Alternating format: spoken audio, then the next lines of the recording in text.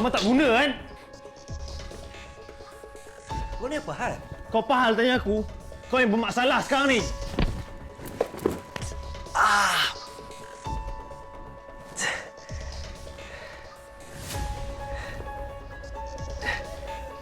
Bagi aku explain. Kau diam. Kau suruh aku dekat dengan Mara. Kau suruh aku kahwin dengan dia, lepas tu ceraikan dia supaya kau boleh kahwin dengan dia balik kan?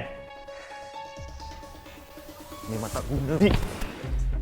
Kau nak aku jadi Cina buta kau? Aku setuju buat kerja gila kau sebab aku nak cari awet Paris aku. Rupanya dia dah mati. Kau tipu aku, Afiq! Kejap, bro. Kejap. Aku tahu kau tahu perkara sebenar kan? Kau saja buat-buat tak tahu.